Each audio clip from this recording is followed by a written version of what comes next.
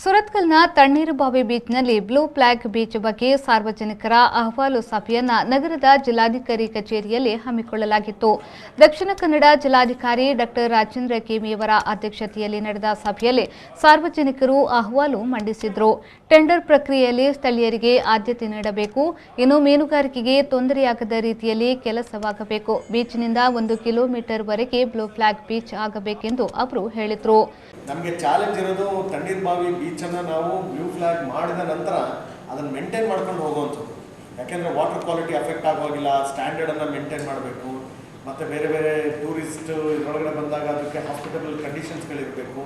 ಇವೆಲ್ಲ ಆಮೇಲೆ ಅದರ ಒಳಗಡೆ ಏನು ಸ್ಟ್ರಿಕ್ಟಾಗಿ ಇರುವಂತಹ ಇದಲ್ಲ ಪಾಯಿಂಟ್ಸ್ಗಳನ್ನು ಮೇಂಟೈನ್ ಮಾಡೋದು ದೊಡ್ಡ ಚಾಲೆಂಜ್ ಇರುತ್ತೆ. ಓಕೆ, ಅದಕ್ಕೆ ನೀವು ಲೋಕಲ್ ಅವ್ರಿಗೆ, ಯಾಕೆಂದರೆ ಇದು ಲೋಕಲ್ ಓನರ್ಶಿಪ್ ಇಲ್ಲದೆ ಇದ್ದರೆ ಭಾಳ ಕಷ್ಟ.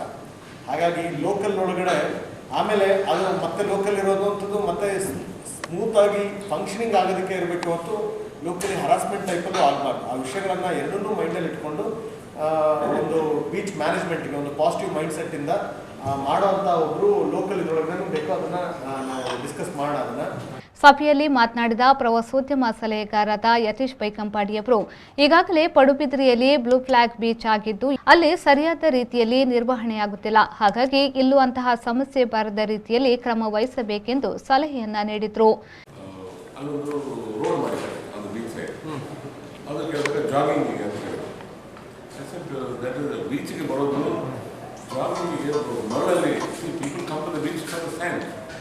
So jogging over there on the okay, first point. Even my observation also similar.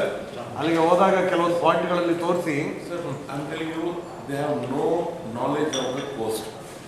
ಅವರು ಅಲ್ಲಿ ಎಕ್ಸ್ಪರ್ಟ್ ಅಂತ ಕೂತ್ಕೊಂಡು ನಮಗೆ they are trying to push. ಈಗ ಟೆಂಡರ್